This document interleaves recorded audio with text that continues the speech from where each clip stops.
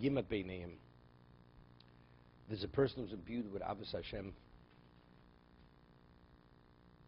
Vayimat Beineim kol zeh min nafshosam legodol ma sheniglo hem ma shechayovim bo labor yisborach min avodah v'amaseh. Because of their degree of indebtedness and love for Hashem, whatever degree of obligation there may be, they see it as what? As something small. They serve Hashem with the rational mitzvos, umasorim yuchodim, and with specific disciplines, umidas tovus ruchonios, and with spiritual, with unique spiritual characteristics, as he explained that, special spiritual virtues. This is where we left off yesterday. I told of a story of a label of chosid, where he lit candles when he would host a person.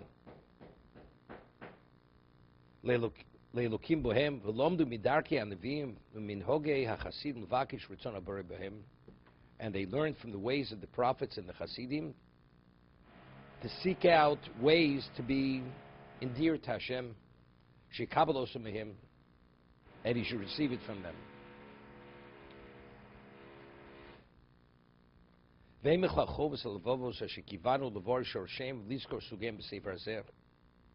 says, these are the duties of the heart which we intended to present their fundamentals and to remember their classifications in this work. This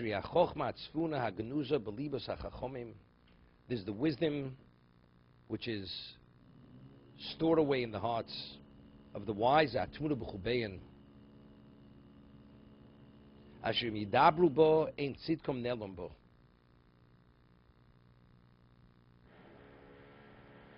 when they speak of it, the truth of what they say is unequivocal.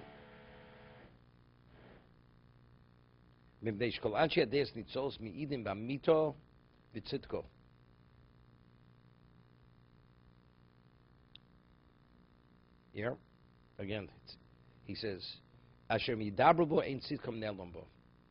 when they speak of them, the correctness, he says, the truth of them is unequivocal. Why? Because all the people of, he says, of unblemished intellect testify to its truth and rectitude.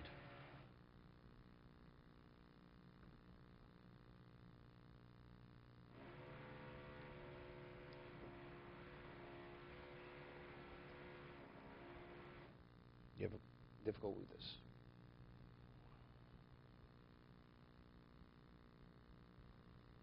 You know, there's a famous word from Chazon Ish. You study the Gemara, especially in depth, and you present a question. And the way it's presented, you say, the Welt fragt. The world asked this question. The Chazon Ish says, go on the street and see if this question is asked by the world. But you say, the Welt fragt. The world asked this question. In Hebrew, they say, Olam Makshim. Olam Makshim. The world asks this question. So which world are we speaking about? The world who has an understanding of what the subject matter is. So he's saying that these people who have these refined and special understandings of behavior and of introducing certain actions, when they speak, they're truthful. Why? Because those of unblemished intellect, they testify to its truth and its rectitude. Yeah, but what does the average person know? Because those of unblemished intellect testify to it, therefore it's correct. But the average person is not this person. And the other average person doesn't even acknowledge that it has any value. So what determines whether something is correct? Whether it's really correct? I'm just saying.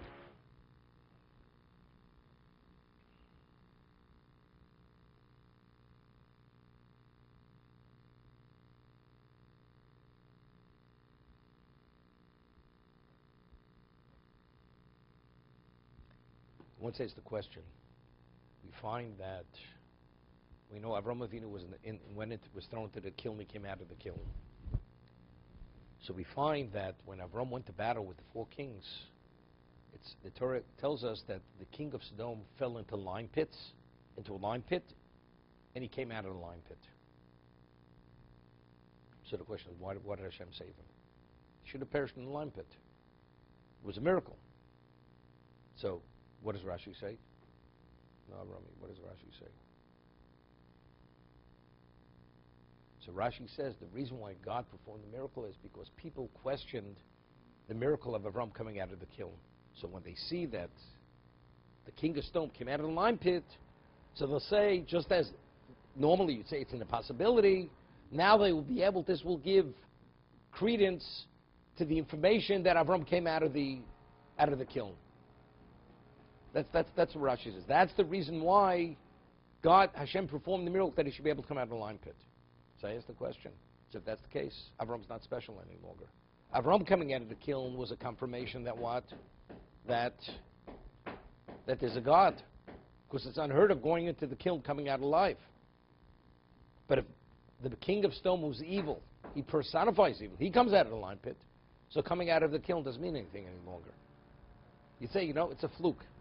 It's a fluke. That's the question I asked.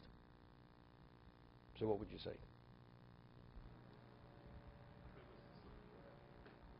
My premise is not correct. Why not? Say Abraham has the status of a king, just like the king merited to come out, just like Yeah, but what's the value of knowing that? But if you don't have to be special, it doesn't make a difference. But why is it important for people to know that Avram came out of the kiln? Why is that important for anybody to know? People, they rejected it.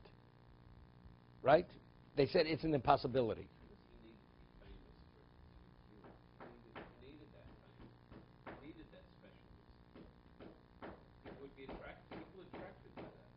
Okay, maybe. So what I said was something to what he's saying here, Chovos HaLevavos. What I said was, once you establish fact, first we have to establish fact. How to understand the fact, that's a different question. Avram came out of the kiln. King of Sodom can't. You see, it's possible. Do people understand the difference between the king of Sodom and Avram? It's like David saying, he's a prince and he's a prince. A king. These things happen if you have enough connection, so to say, regardless of what you're connected to. This overrides nature. That's what people say. But what happens when you come on to the true understanding? So you have to first establish the reality of fact. Once you have that, now we'll try to understand the fact.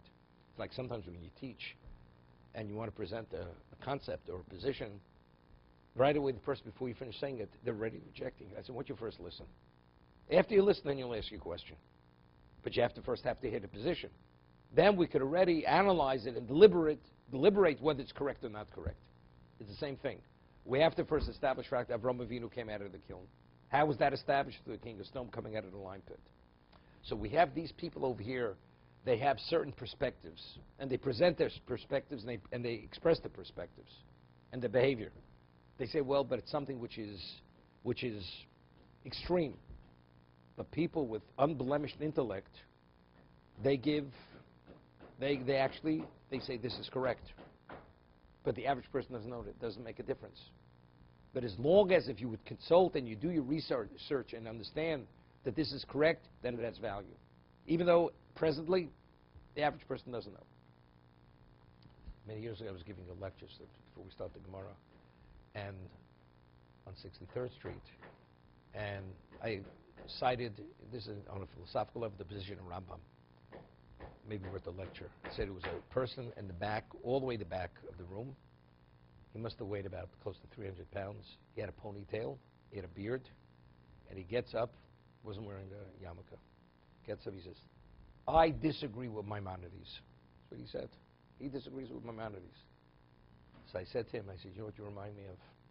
You have a high school student, physics student, and he's an A student, and Professor Dr. Einstein gives a lecture in his law of relativity, and the 12 grader gets up and says, Dr. Einstein, I disagree with you. I said, that's exactly what you're saying now. You disagreeing with Maimonides is the 12th grader disagreeing with Professor Einstein. Same thing. You don't understand it. Okay. You have questions? Okay, try to understand it. You don't have the capacity to understand it. Someday you may understand it, but that's the position to be continued.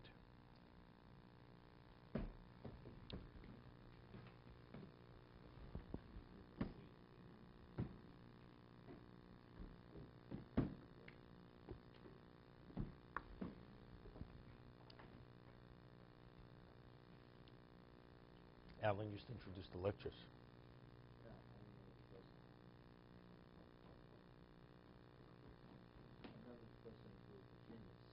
Oh, him. The pharmacist. Yeah. Feldman.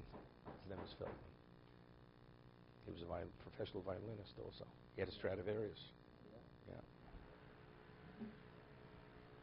He had a chain of drugstores. Yeah. He never got married. Yeah, yeah.